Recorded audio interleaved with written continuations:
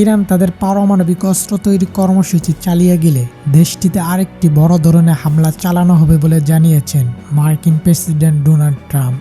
মার্কিন president Donald Trump সম্প্রতি ইরানের চলমান সরকার বিরোধী বিক্ষোভের শান্তিপূর্ণ প্রতিবাদকারীদের উপর দমনপীড়ন চললে যুক্তরাষ্ট্র সামরিক হস্তক্ষেপ করতে পারে বলে হুঁশিয়ারি দিয়েছেন। তিনি বলেছেন, প্রয়োজনে যুক্তরাষ্ট্র আবারও ইরানে হামলা চালাবে এবং মার্কিন সামরিক বাহিনী সম্পূর্ণ লকড অ্যান্ড লোডেড অবস্থায় আছে। ইরানের বর্তমান অর্থনৈতিক মন্দা ও মুদ্রাস্ফীতির কারণে সৃষ্ট এই বিক্ষোভ দমনের সহিংসতা চালানো হলে সরাসরি মার্কিন হস্তক্ষেপের ইঙ্গিত দেন তিনি। জুন 2025 সালে ইসরায়েল এবং যুক্তরাষ্ট্র যৌথভাবে ইরানে পারমাণবিক স্থাপনায় সরাসরি সামরিক হামলা চালিয়েছিল, যা তেহরানের পারমাণবিক কর্মসূচিকে অন্তত 2 বছর পিছিয়ে দিয়েছে বলে পেন্টাগন দাবি করে। এই হামলার রেশ ধরে বর্তমান উত্তেজনা আরও বেড়েছে।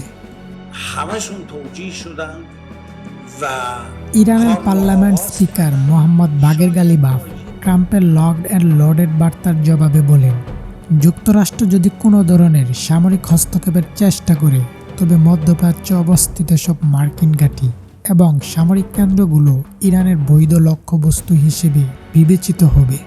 সুপ্রিম ন্যাশনাল সিকিউরিটি কাউন্সিলের সচিব আলী লারিজারি সতর্ক করেছেন যে ইরানের অভ্যন্তরীণ বিষয়ে মার্কিন হস্তক্ষেপের অর্থ হবে পুরো অঞ্চলকে অস্থিতিশীল করা এবং এর ফলে মার্কিন স্বার্থ সম্পূর্ণ ধ্বংস হবে।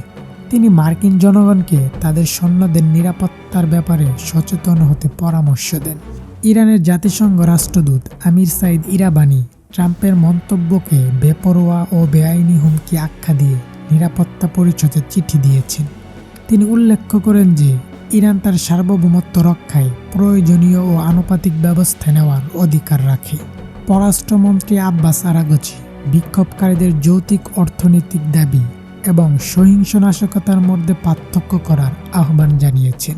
তিনি ট্রাম্পকে মনে করিয়ে দেন যে নিজ দেশে ন্যাশনাল গার্ড মোতায়েনকারী ট্রাম্পের মুখে সরকারি সম্পত্তিতে হামলা সহ্য না করার বিষয়টি মানায় না।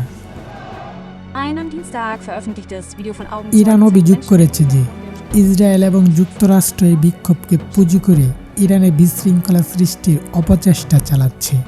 সামগ্রিকভাবে ইরান ট্রাম্পের হুমকিকে তাদের অভ্যন্তরীণ বিষয়ে হস্তক্ষেপ হিসেবে দেখছে এবং যে কোনো মার্কিন পদক্ষেপের বিরুদ্ধে সরাসরি যুদ্ধের হুঁশিয়ারি দিয়ে রেখেছে।